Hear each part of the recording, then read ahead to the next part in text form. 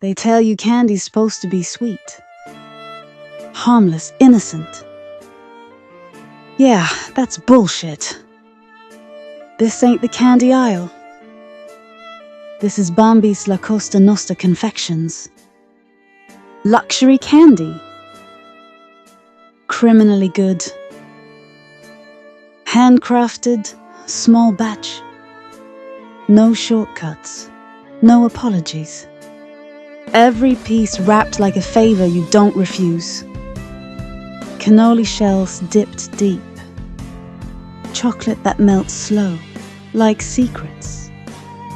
Espresso that hits harder than a late-night phone call. This ain't made for kids. It's made for people who know things. People who appreciate silence and quality. You don't buy Bambi's candy. You're invited to it. Because around here, sweetness is power. And power is always personal. Bambi's La Costa Nostra Confections. Luxury candy. Criminally good. Welcome to the family.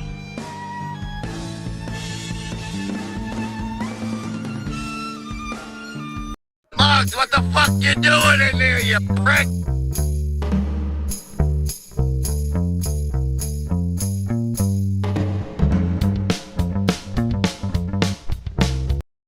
The Cuban casino empire.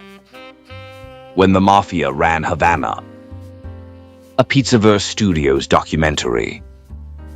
A Palermo Productions original. Written by Bambi Palermo. Narrated by Vincent DePrio. Havana, Cuba. The 1950s. A tropical playground just 90 miles off the coast of the United States. Neon lights flicker against the ocean breeze. Music spills into the streets. High rollers arrive by the plane load, ready to gamble, drink, and disappear into the night. But behind the glamour, behind the casinos and the cocktails, Havana had become something else entirely. A city controlled, not by the people, but by the American Mafia. The deal with the devil. To understand how the Mafia took over Havana, you got to look at one man, Fulgencio Batista. Batista wasn't just running Cuba, he was selling it. In the 1940s and 1950s, Batista opened the doors to American investors, especially those willing to operate in the shadows. That's where the Mafia stepped in. Mob bosses saw Cuba for what it was.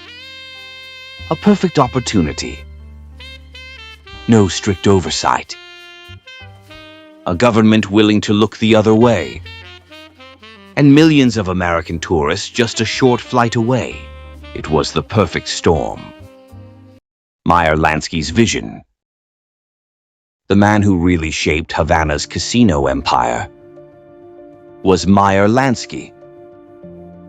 Lansky wasn't a street guy. He was a numbers man. A strategist. A financial genius who understood how to turn crime into a legitimate-looking business.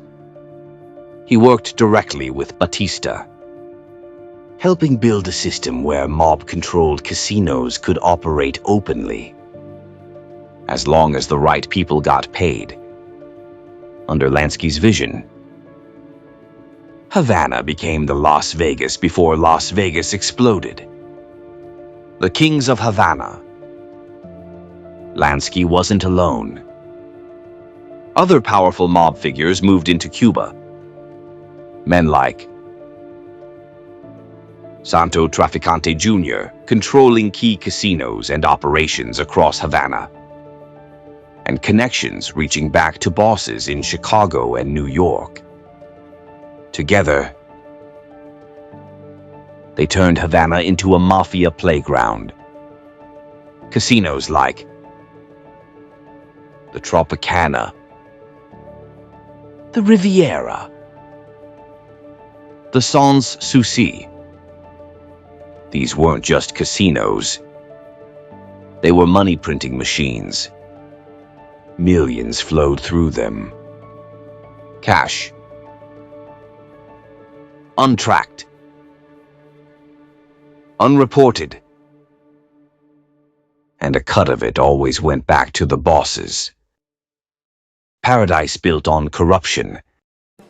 For tourists, Havana was paradise. Luxury hotels. Beautiful women. Non-stop entertainment. But behind the scenes, everything was controlled. Bribes kept officials quiet. Police looked the other way. The mafia dictated who operated, who profited, and who got shut down.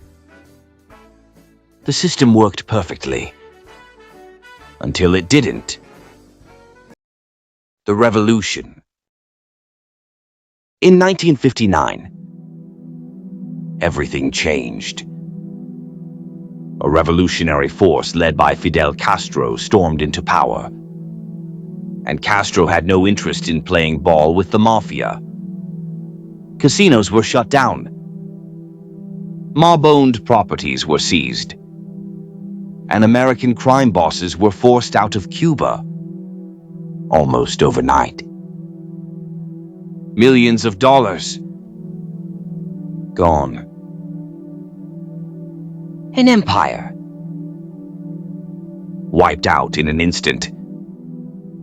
The fallout. The loss of Cuba hit the mafia hard. But these guys don't just disappear. They adapt. And where did they go? Las Vegas. Pizzaverse Studios presents Tony Bum Pizza, the discount hitman. The only guy who misses more shots than he takes. You need someone handled. You need a situation taken care of. You need a guy who'll talk about whacking people online like he's still in witness protection. Then boy, do we got the clown for you. Tony Bum Pizza, fake hitman services. Wax starting at $29.99.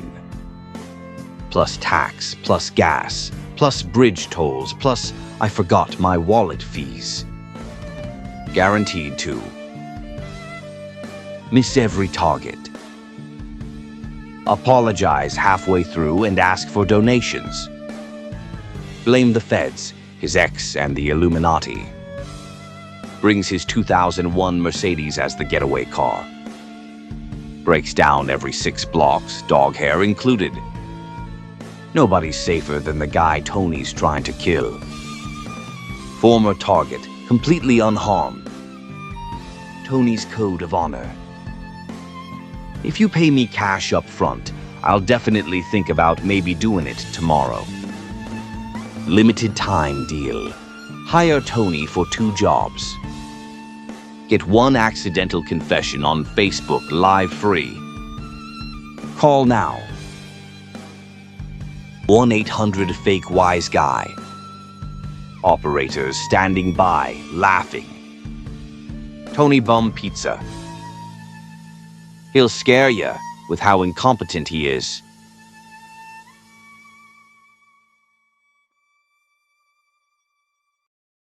The knowledge, the systems, the skim operations, everything learned in Havana got transferred to the Nevada desert. Vegas became the next empire. But Cuba, that was the golden age. And it was gone. For a brief moment in history, the American Mafia didn't just influence a city. They controlled an entire country's gambling industry. Havana was more than a hotspot. It was a blueprint. a vision of what organized crime could become when power, money, and opportunity aligned. But like all empires built on corruption, it couldn't last forever.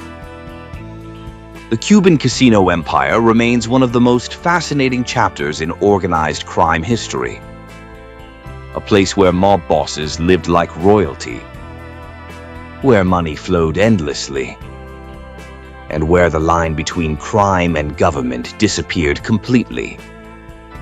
Until one day, it all came crashing down. Thank you for watching this Pizzaverse Studios documentary. If you enjoy deep dives into organized crime, true crime history, and cinematic mob storytelling, make sure you follow Pizzaverse Studios and Palermo Productions. Written by Bambi Palermo. Narrated by Vincent DiPrio. And remember, this life, it always looks glamorous. Until it ain't.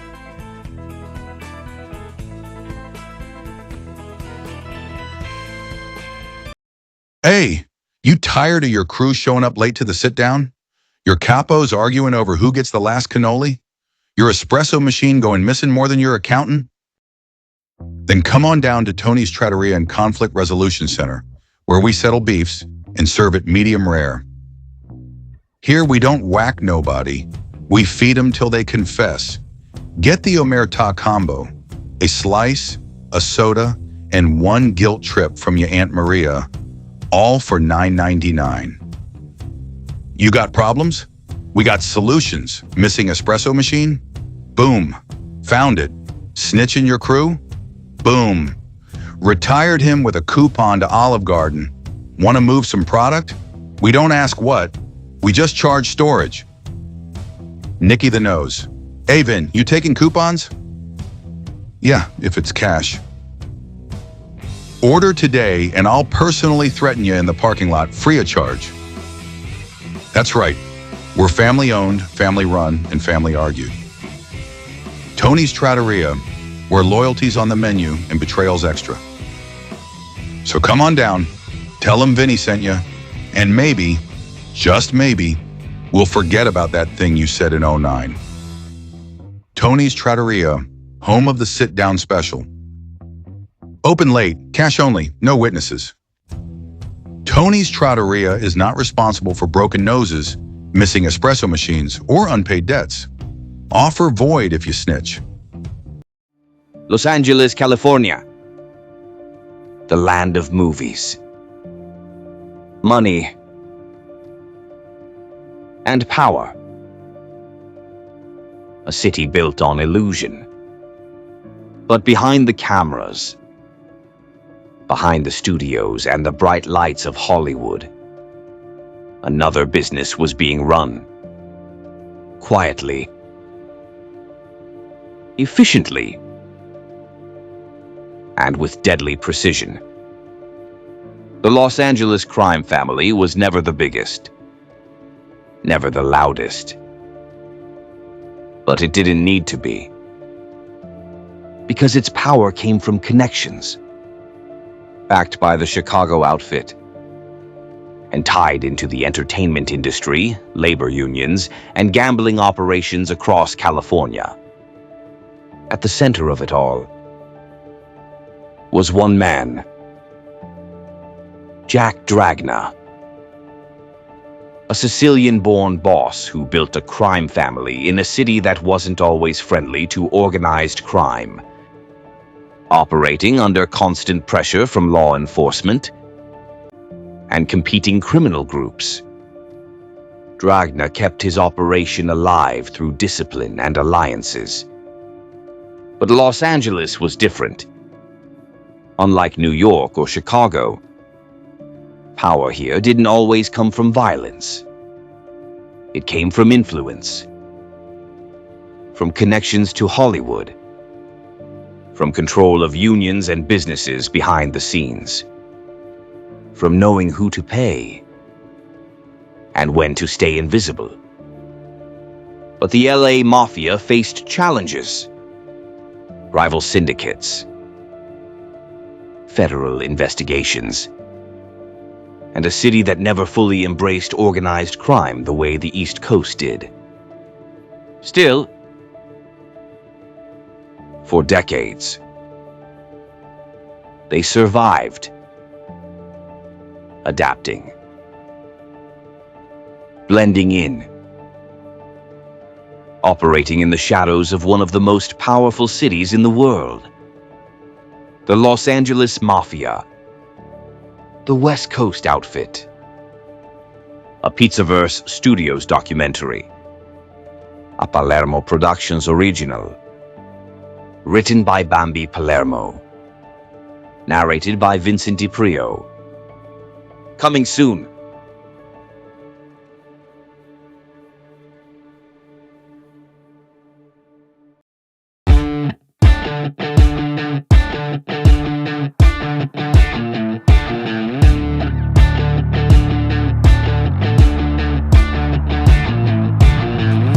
Smoke in the sky again, so I'm getting high again. Take another hit to the diaphragm. I never drew the diagram, how to deal with this shit, so I still and lie again. Whoa, you're my dream, you're my nightmare. Life is a bitch, she don't fight fair. Leave you right there, I was hoping that you'd notice my despair. Run away from the pain, I don't care. Cause first day in sight, the violence. Turn around and fight the silence, burn it down, and I think I need some guidance. The kids don't stand a chance. No, the kids don't stand a chance. Old man, trouble back again, fucking up my plans. Like, oh no, I'm back to the black again, getting fucked up again. Oh no, old man, trouble back again. Thought I had the upper hand. Oh no,